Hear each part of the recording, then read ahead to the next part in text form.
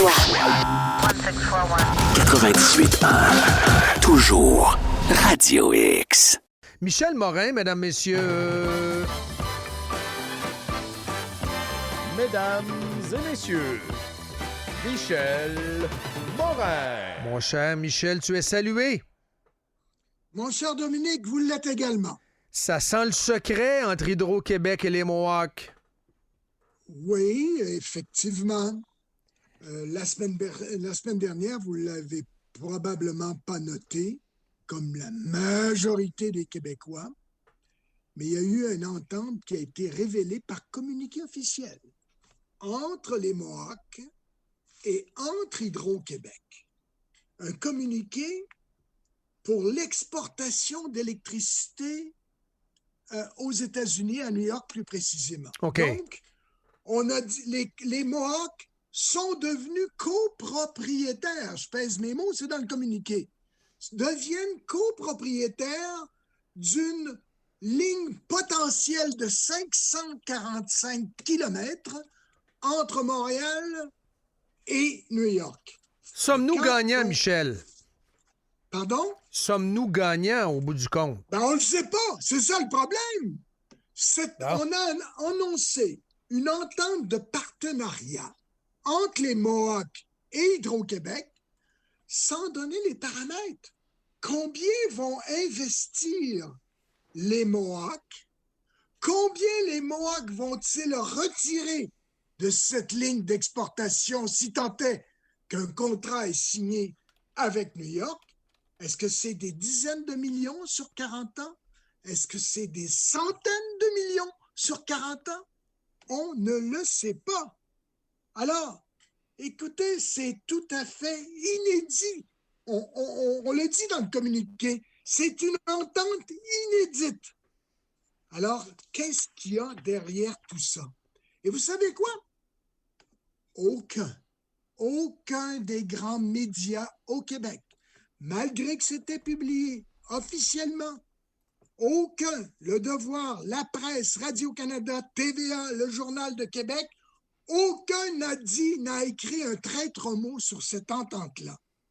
Alors, on ne sait pas combien les Mohawks ont investi, on ne sait pas combien ils vont retirer. Alors, je me demande, là, ce matin, où sont les médias? Mais oui. Je regarde au même moment où tu me parles, mon cher Michel, tout ce que j'ai là, sur Google Actualité, c'est du CNW.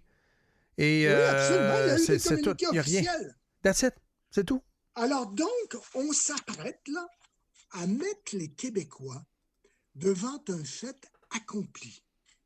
Alors, moi, je trouve ça incroyable. J'ai été le premier dans les années 80. J'étais à peu près le seul, d'ailleurs, à dénoncer les contrats secrets entre les alumineries et Hydro-Québec. Tout à fait. Et me voilà 40 ans plus tard. C'est encore le seul. D'accord avec un contrat secret. Je n'en reviens tout simplement pas. Est-ce la nouvelle façon de faire d'Hydro-Québec, de la nouvelle PDG, de la présidente du conseil d'administration? La Madame du Gaz. Oui. Pourquoi les Mohawks sont-ils partenaires de ça pour une ligne de transport qui va faire quelques kilomètres sur leur territoire? Question, Michel. Question dans les communiqués. Question au niveau média. On le sait qu'on est dans une ère du, bon, il faut se réconcilier, tout ça. Puis je suis là-dedans, là. Faut se réconcilier. Moi, faut exactement. Non, mais ma question. Oui, je sais, Michel, mais mon thinking, c'est est-ce que les directeurs de presse, les chefs d'information se disent pas justement si on gratte un peu là-dessus, on va mal paraître. On va paraître comme étant ça va paraître comme une forme d'acharnement envers les Autochtones, alors que le ton actuellement est à la bonne entente, etc., l'amitié. Alors que l'un va avec l'autre en passant. Il y a un travail de journaliste qui doit être fait. Il y a un travail de journaliste qui est froid, qui doit être honnête, le plus possible à tout le moins, équitable et équilibré, qui doit être mené. Mais on dirait que la bien-pensance a engourdi le travail des médias. Écoutez, est-ce que j'exagère? A-t-on peur de la vérité? Qu'est-ce que c'est, cette histoire? A-t-on peur de la vérité? C'est ça. Là, il y a d'autres Premières Nations, là, il y a d'autres communautés autochtones qui ont vu leur territoire inondé en Mauricie, que vous connaissez bien, sur la Côte-Nord, puis ils ne sont pas partis à l'entente. C'est leur électricité qui va être... Il n'y a pas d'installation hydroélectrique sur le territoire comme tel des Mohawks dans la région de Montréal. Ils sont à Beauharnois. Alors, moi, je trouve tout ça dans le contexte où on voit que les Québécois, on a refusé de rembourser leurs trop perçus. Hein, on en a parlé plusieurs fois. M. Legault avait dit avant son élection que les trop perçus d'1,4 milliard, c'était du vol.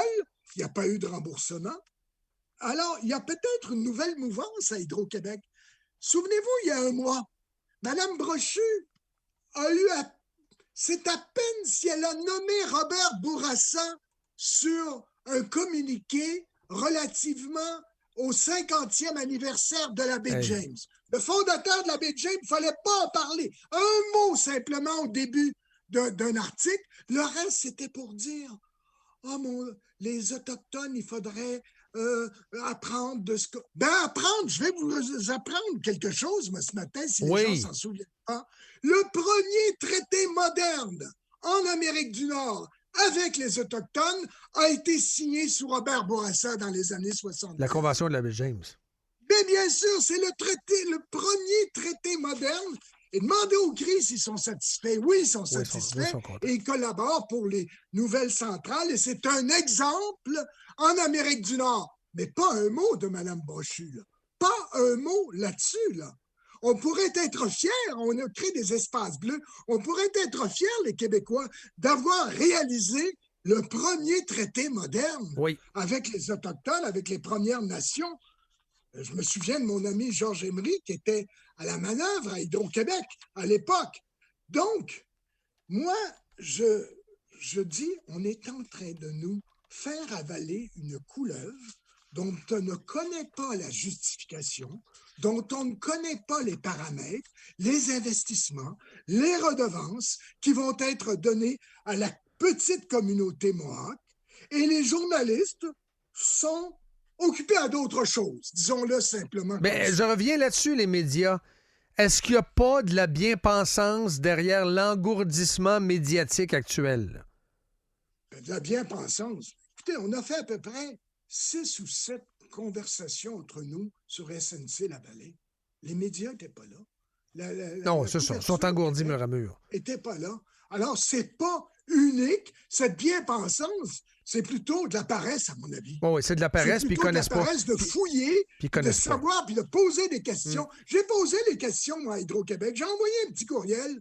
On m'a dit, écoutez, l'entente n'est pas finale. Mais si elle n'est pas finale, pourquoi on l'annonce? Oui, c'est ça. Je veux dire, il y a quelque chose là.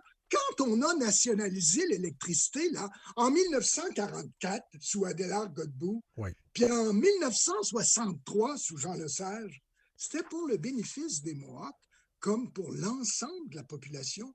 Parlez aux gens de Shawinigan, que vous connaissez, parlez aux gens de Beauharnois, c'était des régions prospères avant la nationalisation. Il n'y a pas eu d'entente particulière pour les gens de Beauharnois. Pour les gens de Shawinigan. On dit dans le communiqué, ce projet contribuera à stabiliser le bilan financier de la communauté et aidera Kahnawake à devenir de plus en plus autosuffisante. Ils disent même pas autosuffisante, ils disent de plus en plus autosuffisante. C'est un peu spécial comme phrase. C'est pas la raison. À ce compte-là, Hydro-Québec est un puits sans fond. Quand on installe, là, moi j'ai suivi le débat de la ligne Chamouchouane dans la région de Joliette. Oui. Hydro-Québec passe avec ses lignes de transport en provenance du Saguenay et de la baie James. Les Québécois pur laine, qu'est-ce qu'ils reçoivent? Un petit 500 $. Puis ils continuent de payer des taxes sur les terrains où Hydro-Québec a installé ses pylônes. C'est ça la façon de fonctionner avec les Québécois propriétaires.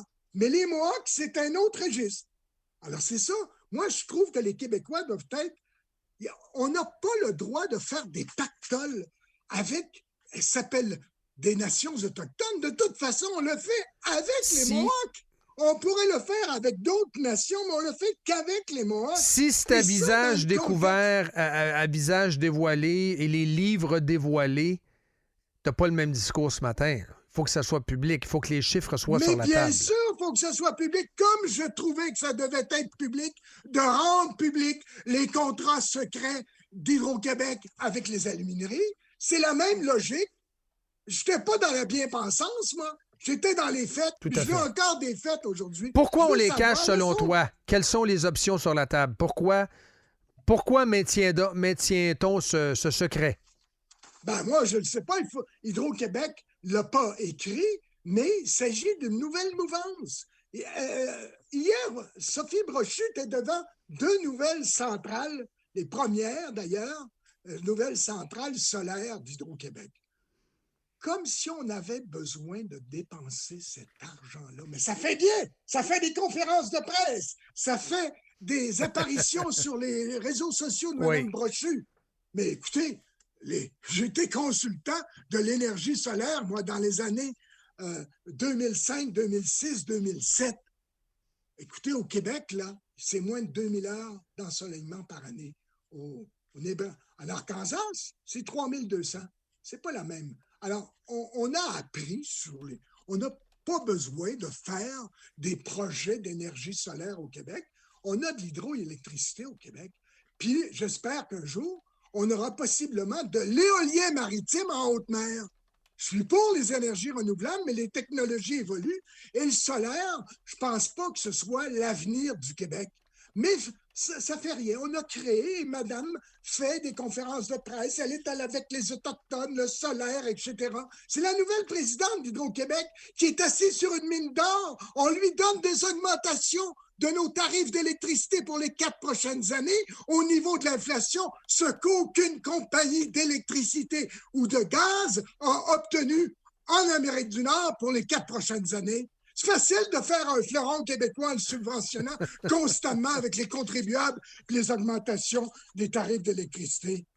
Alors, on est dans ça et pour revenir aux médias, ils ont bénéficié, je vais vous le dire, ils ont bénéficié d'une manne publicitaire sans précédent avec la pandémie.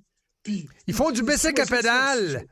T'as vu ça, le chroniqueur de la presse qui fait du bicycle à pédale avec un ministre? Faut quand même le faire. Ça, on n'aurait pas vu ça dans ton temps, mon cher Michel. T'aurais jamais été faire du bicycle à pédale avec Jacques-Yvan Morin, mettons, au PQ, là. Non, pas du tout. Qu'est-ce que ça dit, ça? Qu'est-ce que ça dit des journalistes et des chroniqueurs qui vont faire, entre guillemets, du bicycle à pédale avec des ministres? Regardez en fin de semaine, il y a eu, je pense, 2 articles de publicité gratuite pour Christian Dubé. Je comprends qu'il a des défis à relever. Il y a eu une dizaine de ministres qui sont passés avant lui, puis ils n'ont jamais relevé les défis du médecin de famille puis des soins à domicile. Je lui souhaite bonne chance, mais est-ce que de faire une longue entrevue que la presse va mettre parmi sa première ou la première nouvelle, est-ce que c'est ça du journalisme? Je pense que ça fait beaucoup plus publicitaire qu'autre chose. Mais avec ce contrat-là, dont on ne veut pas révéler les paramètres, on est en train, encore une fois, d'infantiliser les Québécois. On a des choses à faire avec le réseau d'Hydro-Québec. Regardez les pirates informatiques, là, qui ont mis à mal les gazoducs aux États-Unis, là, les systèmes électriques. Il faut investir de toute urgence, là. Puis pendant ce temps-là, on retourne 75% des profits d'Hydro-Québec pour payer l'épicerie. Il faudrait peut-être investir dans notre réseau puis arrêter de conclure des ententes à gauche et à droite puis d'investir dans des projets dont on connaît, comme l'énergie solaire, on connaît ça, on le sait qu'est-ce que ça vaut, puis c'est pas pour nous autres. Alors donc, simplement, les villages québécois, qui sont les moins enfouis en Amérique du Nord, il y a des poteaux électriques partout. Parfois, ils sont entre le trottoir puis la chaussée. C'est incroyable la laideur qu'Hydro-Québec et ses fils électriques génèrent au Québec. Et Régis Labombe va rajouter encore avec son projet de fou de tramway des fils à grandeur de la ville. Les tramways, je pense que je suis avec de vous en parler. Vous savez que moi, je suis assez oui, mais là, à un moment donné... Avec les mais fils, là, ça n'a pas de sens. Avec le télétravail, mon cher Dominique, moi, je pense que ça change la donne complètement. Complètement. Pas juste ici, Partout. partout. Exact. Et je pense qu'il va falloir avoir une grosse réflexion sur les transports en commun. On a vu des chiffres la semaine dernière là, dans la région de Montréal. C'est fou. Les trains de banlieue sont occupés entre 7 et 15 %. Oui. Alors, est-ce que ça va revenir à des taux raisonnables? Je ne sais pas. Moi, c'est fou. tous les gens à qui je parle sont en télétravail et n'ont pas l'intention de retourner au centre-ville. Exactement. Est-ce qu'on en parle la semaine prochaine? Ça pourrait être notre belle dernière, ça. Michel, c'est la dernière la semaine prochaine. Je vais y penser parce que ça me trotte dans la tête. J'étais assez réticent parce que j'ai toujours été pour les tramways, moi, personnellement. Oui, mais là, ça a changé. Alors, si je retourne ma veste, il faudrait peut-être que je vous en fasse part. La semaine prochaine, c'est la dernière. Puis après ça, on part à l'été. Puis t'es le bienvenu pour revenir, évidemment, Michel. Tu le sais, mi-août, on revient. Mais on n'ira pas loin en vacances. À moins que tu me surprennes et que tu me dises que tu es en voyage à Dakar ou à Tokyo. Non, pour je serais étonné. C'est pas dans mes plans. Non, je le sais. Mon cher Michel, t'es salué. Passe une belle semaine en ce mardi, exceptionnellement. Merci beaucoup. Bonne journée à vous et à votre équipe. Salut, bye. Michel Morin, exceptionnel. Exceptionnel. On fait la pause là. Donald Charette, en analyse de la situation politique, on dit que c'est passé une couple d'affaires à l'Assemblée nationale. Ouais. Même Sanson, puis Duhem et tout ça. Avec un peu de recul, quand même, un tant soit peu, Donald Charette s'en vient. Il y a quelqu'un qui nous disait « Hey, ce serait le fun que vous ayez plus de monde d'Ottawa pour analyser la situation. » Parce qu'on revient, on va tomber en campagne électorale au mois d'août. Je veux attirer quelqu'un d'autre comme chroniqueur. Ça devrait se conclure cette semaine. Tasha Keranen, on l'a, elle est avec nous autres. C'est déjà la meilleure. Elle est chroniqueuse pour le National Post, rappelons-le. Donald Charette peut faire de l'analyse. Je vous dirais, c'est pas gênant, loin de là. C'est un vétéran, c'est un vieux loup. Il était chroniqueur et correspondant parlementaire à Ottawa, comme Michel Morin. Moi, quand j'étais jeune, là, quand j'étais ado, là, c'était Michel Morin à Ottawa. Michel Morin à Ottawa! Puis il était à Québec par après. Donc, on est équipé pour faire face à la musique, pour couvrir la campagne de Doctor Strange et ses complices.